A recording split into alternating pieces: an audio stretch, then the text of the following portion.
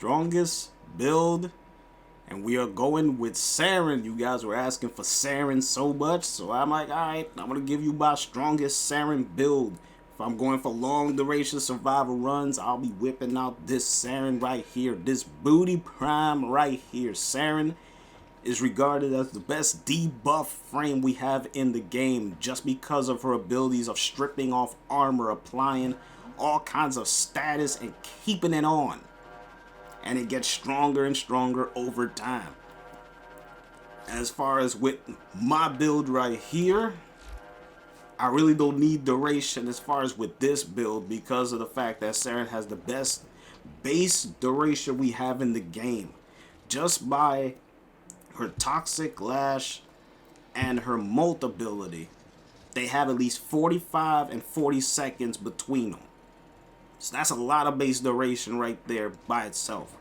So I got Augur Reach working here with Regenerative Molt, Stretch, Overextended. So with these three, I have 265% of range. Don't need to worry about efficiency when it comes to her, because again, once you put your abilities out, everything else will take care of itself. So I have Blind Rage in there to go with Prime Flow, Umbral Intensify, and Umbral Vitality. I have Power Drift in here, and I have Growing Power. You need Growing Power on Saryn. She takes advantage of status effects. Once she puts her spores out there, status effect is on the enemies. You have 25% for 6 seconds when it comes to your ability strength. So you're talking about with your power strength being at 209, which is what I have, just apply 25% on top of that. So you're talking about over 230 something for 6 seconds, and it just keeps stacking and stacking and stacking. This is my Spores build. Alright, I have Toxic Lash and I have Venom build. I'll show off the Toxic Lash as well, and on top of that you could couple that as well. But just this Spores build alone is more than suffice, just because of the fact that once you put your spores out there, everything else will take care of itself. You can have spores out there, and you can also have Toxic Lash. So I'm gonna go Toxic Lash right here. Go like this. As you see, I'm going straight to town on these fools.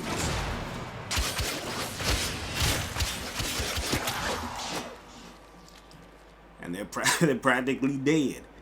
You could whip them up in the air. You could do whatever you want to do with them. And plus, Toxic Lash gives you an extra, give you more toxin damage on top of your weapons. So even though I'll just use my Icarus right there, I could use my Embolus if I want to, even though it's a little bit on the weak side once enemies start scaling like that. But again, you're just applying more status. And of course, I have the Soul Bag just in case. Alright. But now, I'm going to go and use my Toxic Lash build. Now, my Toxic Lash build is just strictly melee. And even though I use melee right there on top of them, I had the spores just to keep stripping off armor once I'm able to do what I need to do. Alright.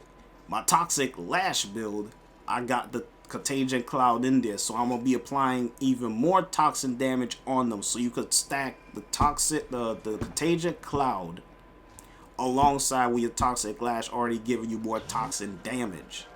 Alright. So you're talking about stacking toxin on top of more toxin.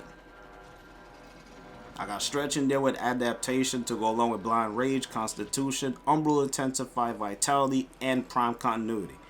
The Prime Continuity and the Constitution goes well with the Contagion Cloud because you want your cloud to be out as much as possible. Should in case enemies like to be around the cloud area, it will do damage on top of them. You want to have Stretch on because you want the cloud to extend itself. That's why these mods on right here: Prime Continuity, Stretch, and Constitution. Alright? That's why those are there. So now if you go into the Toxic Lash, you will get more benefit once you have the Contagion Cloud in there. As far as you see, the duration and damage a second is 807, plus the extra damage is 80%. Alright, so look at the duration, look at the damage per second, the effect radius. As you see, the radius is at 5, but since I have Stretch in there, I gave it an extra 2 meters of radius. That's why Stretch is in there. So now you know.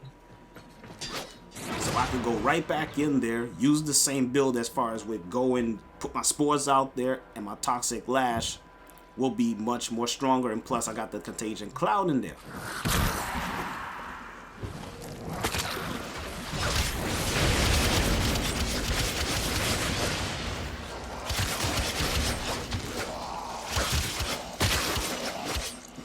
And there you go, bam, dead. And you can see the cloud is still out there. Look at that. So even though those enemies, they knocked me down and all of that, because of the cloud being out there, they were still taking damage. And you see how it's still lasting? Because of the duration. Duration being so high and the stretch expanding the cloud, you will always be doing damage on the enemies, even if they're trying to separate themselves, trying to distance themselves. You're still able to do damage on top of them, even though you're at a distance away from the enemies. Or if the enemy decides to back up, get some distance between themselves and you, the cloud is still big enough and wide enough to still apply damage onto them. Alright? Now that is my Toxic Lash build. And on top of that, I'm gonna go back into it. When it comes to Infested, Saryn shines the brightest when it comes to Infested, because they got no chance anyway, because they're gonna keep running into the damn things. So when you're talking about Chargers and Eximuses coming at you, this same build will take care of them, and plus they will be within the cloud. So I don't even need to have the other stuff on, because they'll be right up in the cloud. And just like this fool, he was already dead because he was next to the cloud. So again, it was going to be applying damage regardless of the situation. Alright. Now what I wanted to do is to show you my Venom build. The Venom build now, I believe it's coming to that point where the more I keep using the Venom build, I may end up swapping it to being my second strongest and having my Toxic Lash being my third. Because the Venom build, you could have this build and still use it with the spores, because this is how I tend to use Venom Dose along with the Venom build. As far as look, I have Auger Reach and I have Stretch on, and plus I have Cunning Drift. That's 190, so practically it's the equivalent of Overextended, but I still get to keep my Power Strength. Adaptation to go along with Blind Rage, so I still have my strength. And plus, I still get to keep my duration. Even though Prime Continuity is in there, I have it in there because if I'm running with randoms or if I'm running with my friends, I'm able to take care of everybody. This gives you an additional 100% corrosive damage to their attacks for 40 seconds. This is for my allies.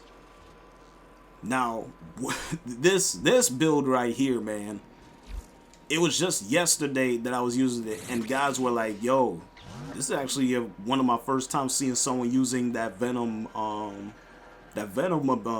augment. I was like, this shit is strong. Because once I go like this, everyone has it, including myself. Not only can I have it for myself like this with more corrosive, but guess what? Stack Toxic Lash on top of that. So now I have Venom Dose to go along with Toxic Lash. And once you apply all of that, going into enemies, it is open season. It is open season on these guys. It's like they literally can't do a damn thing to you as far as not only damage, but by you applying more damage, more toxin, more corrosive, and on top of that, remember, your melee weapons are strong enough, so you stacking more corrosive, you're stacking more toxin on top of what's already on the weapon. That's just more damage. And that's not only applying to you, but for your allies as well. You're just reaping the benefit of Toxic Lash. They're reaping the benefit of Venom Dose like this. So I'm giving you 60 seconds of 254 power strength and plus 100% of corrosive damage for this allotted time. That is beautiful. That is beautiful considering what mission you're going into, whether if it's Grenier, in the Void. Now, if you're doing Steel Path, Saryn, once I give this to you, I'm giving you more corrosive. You can strip off armor more easily. And since when I go Toxic Lash, I'm applying Toxin, I'm applying corrosive with stripping off armor, and I'm doing at least 3 times or even 4 times more damage if you are applying what is already on the weapon. Because look at this.